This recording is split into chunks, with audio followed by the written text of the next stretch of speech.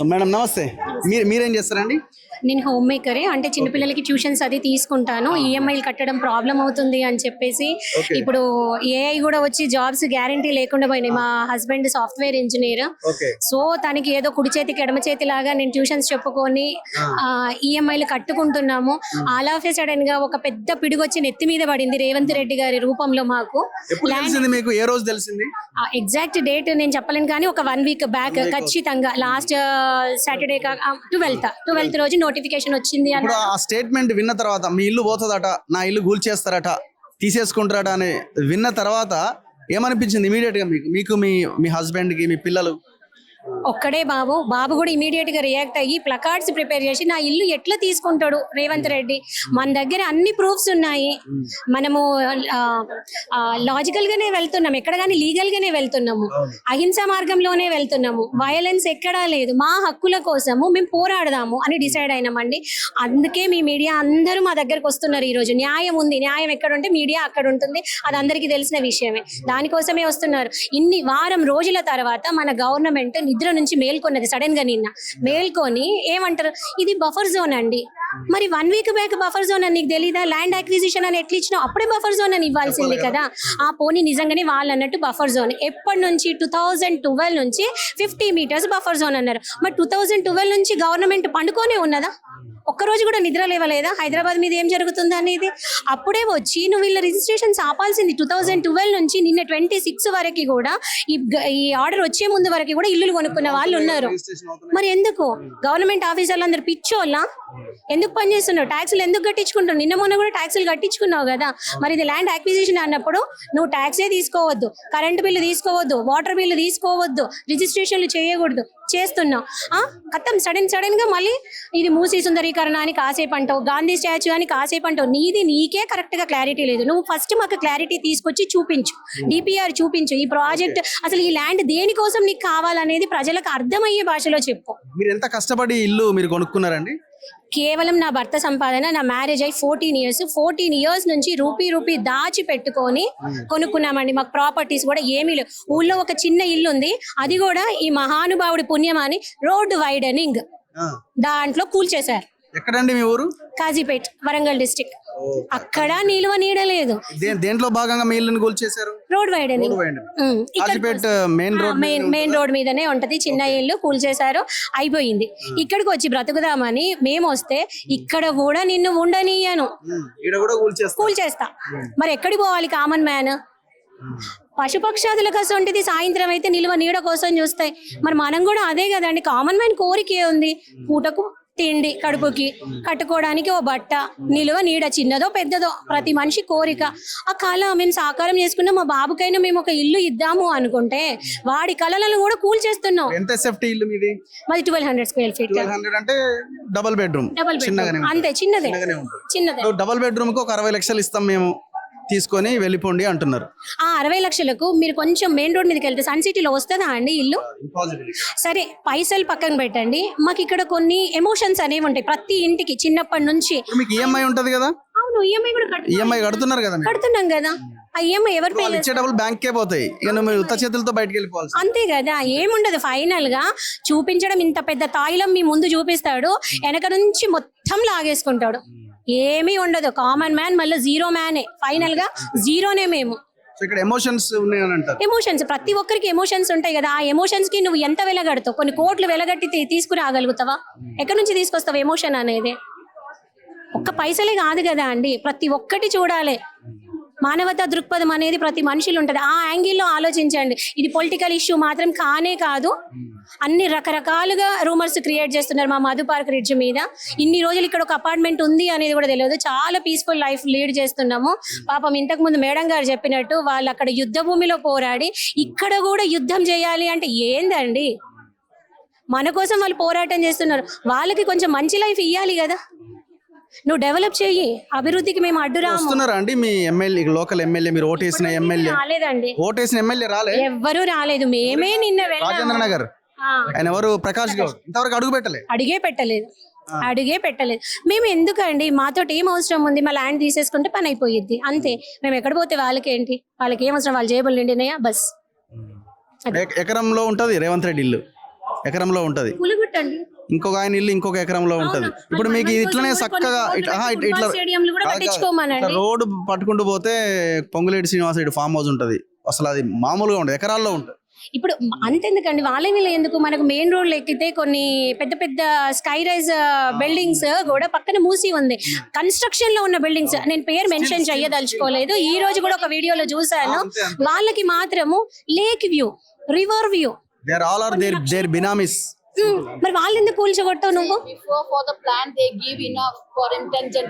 First వాళ్ళది కూలగొట్టిన తర్వాత మీరు ఇక్కడ నుంచి వెళ్తే మీకు వచ్చే నష్టము మీ ఇల్లు పోతుంది, మీరు ట్యూషన్ చెప్పుకుంటే మీ ఉపాధి కూడా పోతుంది. అవునండి. అసలు నష్టం ఎందుకు చేయాలి, నష్టపరిహారం ఎందుకు ఇవ్వాలి? నష్టమే చేయకపోతే నువ్వు పరిహారం ఇవ్వాల్సిన అవసరం లేదు. ఆ అమౌంట్ తోటి నువ్వు కావాల్సిన స్కూల్స్ కట్టు, గవర్నమెంట్ స్కూల్స్ డెవలప్ చేయి, హాస్పిటల్స్ డెవలప్ చేయి. చాలా రోగాలు వచ్చి పూర్ పీపుల్ ఇదైపోతున్నారు, వాళ్ళకి కావాల్సిన ఫెసిలిటీస్ ప్రొవైడ్ చేయి. మేము హ్యాపీగా ఫీల్ అవుతాం. మేము కూడా మా ఒక్కరోజు జీతాన్ని దానంగా ఇస్తాం, మేము సంతోషపడతాం అభివృద్ధి చేస్తా అంటే. థ్యాంక్ యూ అండి, థ్యాంక్ యూ. సో తెలంగాణ బిడ్డ ఈమె, కాజీపేట వరంగల్. ఆమె రోడ్ వైడనింగ్ లో ఆమె ఇల్లు పోయిందట. ఆడ ఎన్ని రోజుల కింద అమ్మా ఇది?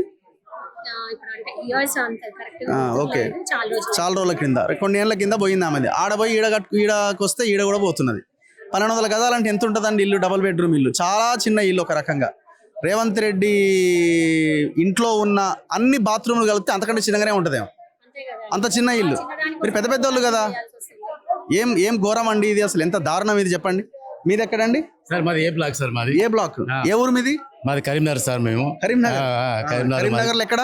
జైతెల్ల కరీంనగర్ లో పెద్దపల్లి దగ్గర గట్టిపల్లి అని, మురళి గట్టిపల్లి అని ఆయన రజాకర్లు అప్పుడు పోరాడినాడు. ఆ విలేజ్. ఇక్కడ ఏ బ్లాక్ మీది? మాది ఏ బ్లాక్. ఎంత సేఫ్టీ ఇల్లు మీది? 1350. ఏ ఇయర్ లో కొన్నారు? 2010 లో అండి.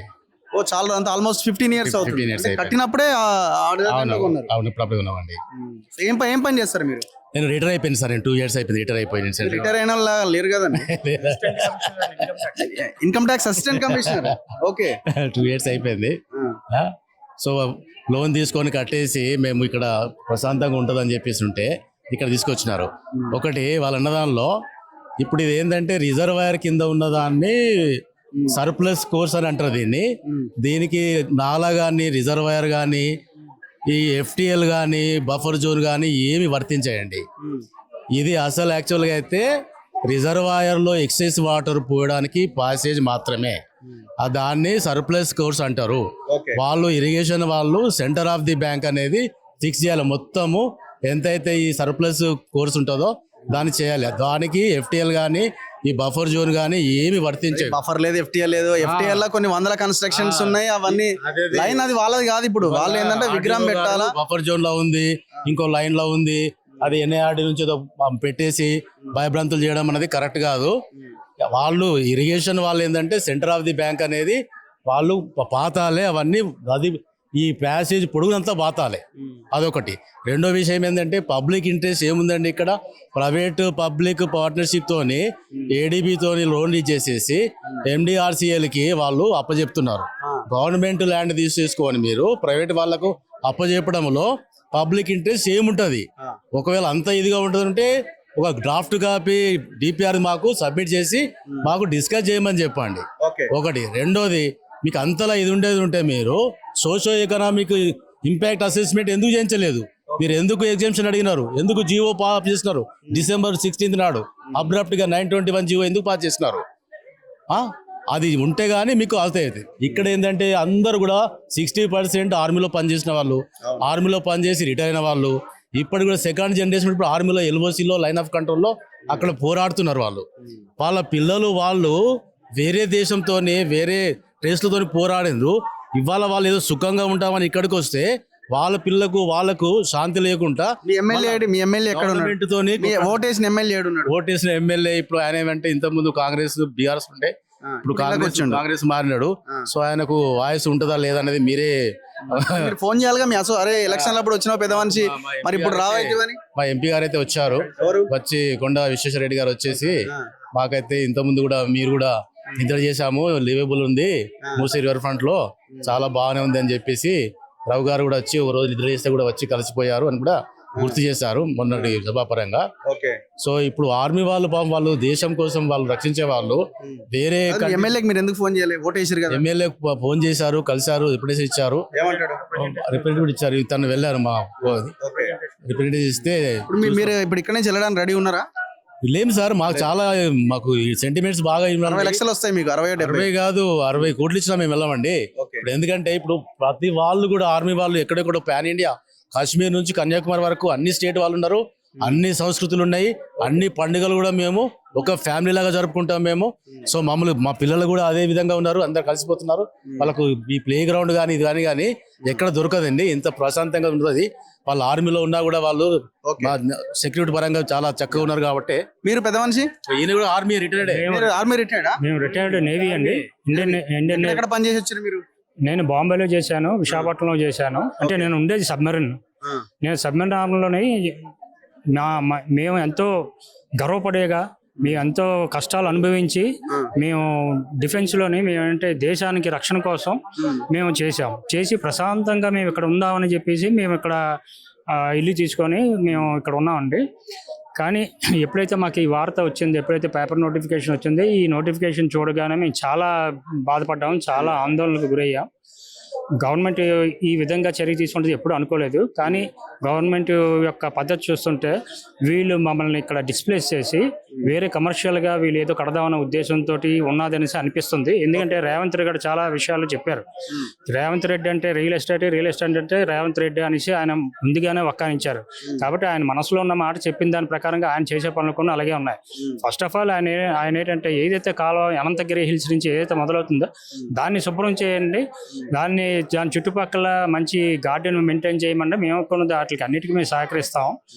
మా కొబ్బరి నీళ్ళు ప్రవహించేలా చేస్తా అన్నారు. అలా చేసినా సరే ఇంకా చాలా అభినందిస్తాం. యావత్ ప్రపంచం కూడా అభినందిస్తే ఎవరు చేయలేని కొబ్బరి నీళ్ళు ఈ నుంచి ప్రవహిస్తున్నారని చెప్పేసి. కానీ ఆయన అటువంటి దిశగా ఆయన చెప్పడం వరకే ఉంటుంది. కానీ ఆయన ఫ్యామిలీ పరంగా మీకు జరుగుతున్న అంటే నష్టం కానీ లేకపోతే ఇబ్బంది కానీ ఏ రకంగా ఉండబోతుంది ఒకవేళ అలాంటి సిచ్యువేషన్ వస్తే? మాకు చాలా నష్టం అండి. ఎందుకంటే మేము అందరూ ఒక ఫ్యామిలీలో ఉన్నాం. మాకు బంధువులు కానీ చుట్టాలు కానీ అందరూ అక్కడెక్కడో ఉన్నారు. ఏ కష్టం వచ్చినా సుఖం వచ్చినా సరే వాళ్ళందరూ ఎక్కడి నుంచో రాలేరు కదండి. మేము ఇక్కడ ఉన్నాము అంటే మాకు ఇక్కడ ఎవరైతే మాకు రెసిడెంట్స్ ఎవరైతే ఉన్నారో వాళ్ళే బంధువులు, వాళ్ళే చుట్టాలు. సో మేమందరం మా ఇంట్లో నేను మా భార్య ఉంటున్నాం అండి. మా అబ్బాయి కూడా ప్రస్తుతం ఆర్మీలోని అక్కడ టెర్రరిస్ట్ తోటి జమ్మూ కాశ్మీర్లోనే ఆయన ప్రస్తుతం ఆ టెర్రరిస్టులతోటి ప్రత్యక్షంగా పోరాడే దీంట్లో ఉన్నాడు. అంటే ఆ యూనిట్ లో ఉన్నాడు. వాడు కష్టాలు వాడు అనుభవిస్తున్నాడు. వాడు కూడా ప్రాణాలు ప్రాణంగా పెట్టుకొని వాడు అక్కడ ఎంతో దీనిగా పోరాడుతున్నాడు. అక్కడ బాబుకి చెప్పారా ఎక్కడ ఉన్నారు? ఇప్పుడు కాశ్మీర్ లోనే ఉన్నారా? ఇప్పుడు మీ బాబుకి చెప్పారా చెప్పిన విషయం చెప్పామండి. ఆయన కూడా చాలా టెన్షన్ పడుతున్నాడు. ఒక పక్క దేశ సేవ చేయాలా, ఒక పక్క తల్లిదండ్రులనే చూసుకోవాలా. ఒకవేళ వీళ్ళు ఇలా చేస్తే ఎక్కడికి పోవాలి? ఇప్పుడు ఖాళీ చేస్తే మా అబ్బాయి దగ్గరికి వెళ్ళామండి. ఎందుకంటే మా అబ్బాయి దగ్గరికి ఇప్పుడు ఉన్న పరిస్థితుల్లోనే అక్కడ ఎలా చేయరు. ఇప్పుడు ఆర్మీ యొక్క రూల్స్ ఎలా ఉంటాయంటే అటువంటి టెర్రరిస్ట్ ప్లేసుల్లోని ఎవరైతే డ్యూటీలు చేస్తారో వాళ్ళని ఎవరిని కొన్ని తీసుకోవడానికి వీలేదు. వాళ్ళు మాత్రమే ఉంటారు.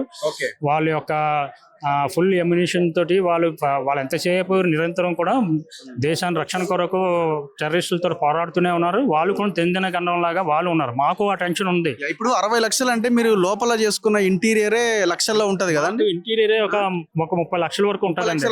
30 లక్షల వరకు లోపల అంతా చాలా నీట్ గా మేము ఏంటంటే ఎన్నాళ్ళ నుంచో పైసా కూడబెట్టి ఇల్లు అంటూ కాబట్టి ఇంకా మంచిగా చేసుకుంటాం. ఒక రూపాయి ఎక్కువైనా సరే అప్పైనా పర్లేదు, కొన్ని ఇల్లు మాత్రం నీట్ గా ఉండాలని ఆలోచనతో ప్రతి ఒక్కరు అదే ఆలోచనతో ఉంటారు. ఆ విధంగానే మేము చేసుకుంటున్నాం. మీరు ఎంత ఖర్చు పెట్టి ఉంటారు మేడం ఇంటీరియర్ కి? Ours is duplex. So we purchased 10 years back more than a crore. 1.10 it was during 10. Local interior ki baga kharchu pettu. Yes, we have to spend even other furnitures because when we were in army we left all our furnitures everything and we came only with few. Government em etla calculate chestadi ante ikkada unna value enta dantlo enta percentage ivvagalam annadi calculate kan lopala unna interior evada alochistadu cheyaru kada chala viluvaina idi untadi kada because nothing in what he gives it's like a peanut. Okay, but that's all, and he will not be giving in the credit at one stretch. He'll be giving, we have to go and ask begging. Today they told now somebody died, after dying they give for what? To make the burial ground he'll give. That's just going to happen. Yeah, because we don't believe in it. Yeah, thank you. If you are a sincere person, this will not happen. మీరండి, మీరు ఎక్కడ, ఏ black అండి మీది? నాది B block. Okay, మీరేం చేస్తుంటారు? నేను house wife. House wife. Sir ఏం చేస్తారు? ఏదో చిన్న చిన్న ఉద్యోగం చేస్తాం. సో మీరు ఎప్పుడు కొనుక్కున్నారు? మేము ఇది ఫౌండేషన్ వేసిన దగ్గర నుంచి ఉంటున్నానండి. 2010 నుంచి ఉంటున్నాం. అవునండి. మీరు ఎంత కష్టపడి మేము ఇల్లు రూపాయి కట్టుకొని రూపాయి కూడబెట్టుకొని మేము కట్టుకున్నామండి. మాకు బ్యాంక్ ఈఎంఐస్ ఇంకా నడుస్తూనే ఉన్నాయి, ఇంకా నడుస్తున్నాయి. మా చిన్న ఉద్యోగంతో మేము ఆ ఈఎంఐలు కట్టుకోవాలా, ఎక్కడికి వెళ్ళాలా అనేది మేము కూడా ఆలోచిస్తున్నాం. కాకపోతే ఇది పట్టాలండి, ఇది రిజిస్టర్డ్ డాక్యుమెంట్, అన్ని ప్రాపర్ గానే ఉన్నాయి. ఇది కట్టినప్పుడు ఏవి కూడా ఒక్క ఇంచు కానీ ఒక్క అడుగు కూడా ఒక పక్కకి ఒక్కటి కూడా వెళ్ళలేదు. మా బిల్డర్ కూడా ఏం తప్పు చేయలేదు. బిల్డర్ తప్పు అనేసి అని అంటున్నారు కానీ బిల్డర్ తప్పు కూడా ఏమి ఒక ఇంచు కూడా అటు ఇటు వెళ్ళలేదండి. ప్రాపర్ ల్యాండ్ తీసుకున్నాం. సో మీరు ఈ స్టేట్మెంట్ విన్న తర్వాత, నోటీస్ మీకు వచ్చిన తర్వాత మీ ఫ్యామిలీ ఎట్లా కూర్చొని ఏం మాట్లాడుకున్నారు? దినదిన రోజు ఏమైంది, ఏంటి, ఎలా ఉన్నారు, బాగున్నావా, ఏంటి, అసలు ఏంటి, ఏడుస్తానే ఉన్నావా అని అడుగుతా ఉన్నారు వాళ్ళు ఫోన్ చేసి. నాకైతే చాలా ఏడుపు వస్తుంది కానీ వాళ్ళ ముందు ఏడిస్తే ఇంకా వాళ్ళు ఫీల్ అయిపోతారని చెప్పి నేను బాగానే ఉన్నాను అనేసి ఇంకా నటించాల్సి వస్తుంది వాళ్ళ దగ్గర. మాకు రోజు అసలు తిండి లేదు, నిద్ర లేదండి. ఎట్లా, చిన్న పిల్లోడు ఉన్నాడు మాకు, చిన్న బాబు, అబ్బాయి ఇప్పుడు 10th క్లాస్ ఎగ్జామ్స్. అసలు ఎంత టెన్షన్తో రాస్తున్నాడు, ఏమవుతుంది రోజు, మళ్ళీ నెక్స్ట్ డే మళ్ళీ ఎట్లా వెళ్తాము, మనం ఎక్కడికి వెళ్తాము, అయ్యో ఎట్లా మరి ఇప్పుడు ఎగ్జామ్ టెన్షన్, ఈ బాబుది టెన్షన్, ఈ హౌస్ది టెన్షన్, చాలా టెన్షన్స్ అండి. ఇది అనవసరమైన టెన్షన్స్ ఇవి. ఏంటంటే ఉద్యోగ టెన్షన్స్ ఎట్లాగో ఉంటాయి. సో ఉన్న సమస్యలు ఉండగా మళ్ళీ ఇదో పెద్ద సమస్య. అవునండి, అవును.